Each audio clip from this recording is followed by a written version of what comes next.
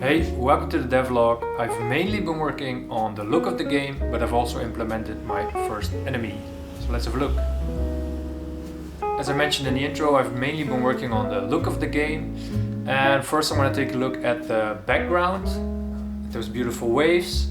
I was trying to do it through animation, but that just really wasn't working. And in the end I made these three layers, these three meshes, and actually I'm using a shader to add that wave pattern to it, and I really like how it looks. Those islands look a lot further away, which also creates or actually focuses you a lot more on the front, on where things are actually happening, where you're running around with your character. So I really like the implementation of this background. In addition, I also added some new assets, some new background elements or foreground elements actually as well. So like these little things over here, these flowers, these rocks. And in the previous video, someone asked if I could go into a little bit more detail on how I choose to implement certain things and how I actually do it. So yeah, I thought it'd be good to actually just go into the design of things, because that's my main background and I think that's the thing that I can provide the most value on, the most insights on. Yeah, so let's have a look. So with these elements, I just looked up first things that you would find on the beach, like natural elements. So obviously big rocks, but also I googled some vegetation. So I found that morning glory, those little pink flowers and those reeds. And once I have an idea of what I could make, I make a sketch. I work that out in Illustrator. And then when I'm happy with the individual elements, then I actually pull them over into a style reference that I have of previous elements that I've designed. And then I figure out if it looks okay, like together.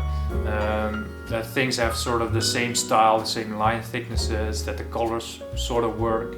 And then in the end, I actually pull it into a mock-up scene where I have sort of recreated this beach level, but then just in design, just in Illustrator. And then I pull those elements in, and then I just have a look at how big they should be and if they actually work, because sometimes it doesn't. There was, for example, in this case, I sketched out some driftwood, some wood that's just laying around that maybe washed ashore, and I just couldn't get it to work, so I just scratched that. I'm not doing that for now. And that's actually how I go about adding new elements to the game. So aside from all the visual elements that I've added, I also implemented the first enemy. I'm calling these guys seekers, as they're trying to find you, and when they do, they start blocking your progress. This one does that quite literally, as you can see now. If I run into its cone of vision, it throws up this gate, it throws up this stop sign, and you are barred from entering. So you have to figure out a way how to get around it. Those are the things I've been working on. I'm slowly starting to really get a feel for the game. Like, for example, those stop signs, I really like those, because that was just going to be this very boring regular gate, like this iron fence, and I thought, okay, it's a cartoon, there has to be a funner, more exciting way to do this, and then I came up with those stop signs, so I really like that. Aside from that, I've laid out the entire level for the demo, the entire demo level. And it's actually up to me now to really start filling all of those screens and make it look nice, make sure that all the elements are there. And yeah, I'm really slowly hitting a stride, and I feel confident that I can actually provide or actually make a good demo.